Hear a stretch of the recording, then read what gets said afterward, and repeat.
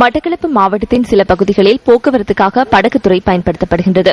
மட்டக்களப்பு மாவட்டத்தின் படுவான்கரை பிரதேசத்தையும் எழுவான்கரை பிரதேசத்தையும் இணைக்கும் அம்பலாந்துறை குறுக்கன்மடம் பாவியே இது.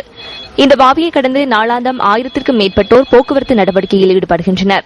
இந்த பாவியுடனான போக்குவரத்துக்கு பயன்படுத்தப்படும் படகானது மிக பழமையானதாக காணப்படுவதுடன் படகின் அடியில் பாரிய துவாரங்களும் ஏற்பட்டுள்ளது. இப்பகுதி மக்கள் நீரிறைக்கும் இயந்திரத்தின் உதவியுடனே அன்றாட போக்குவரத்து நடவடிக்கைகளை மேற்கொள்கின்றனர். இதன் காரணமாக பாடசாலை மாணவர்கள், ஆசிரியர்கள், விவசாயிகள், அரசு அதிகாரிகள் மற்றும் பிரத்யேக தொழிலுக்கு செல்வோர் நாளாந்தம் பல்வேறுபட்ட இன்னல்களுக்கு முகம் கொடுப்பதாக தெரிவிக்கப்படுகின்றது.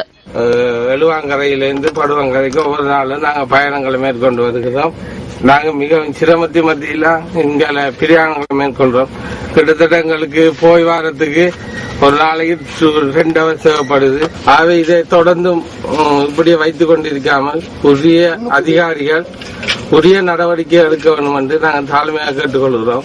இந்த படகு சேவை அரசாங்கம் பொறுப்பேற்று நடத்தணும். அரசாங்கம் பொறுப்பேற்று நடத்தினா இந்த பிரச்சனைகள் வராது. தட்டி எல்லாம் உடனே செய்வாங்க. இப்ப மிகவும் மோசமான நிலையில இந்த பாதை ஓடிக்கொண்டிருக்கு.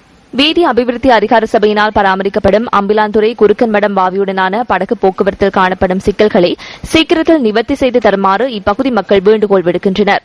நாளாந்தம் தங்களின் உயிர்களை பணியம் வைத்து இந்த பாவியுடனான போக்குவரத்தில் ஈடுபடும் மக்களுக்கு பாதுகாப்பான போக்குவரத்தினை ஏற்படுத்திக் கொடுக்க வேண்டியது உரிய அதிகாரிகளின் கடமையல்லவா? கிழக்கு மாகாண வீதி அபிவிருத்தி அதிகார சபையின் பணிப்பாளரே, இது உங்களின் கவனத்திற்கு.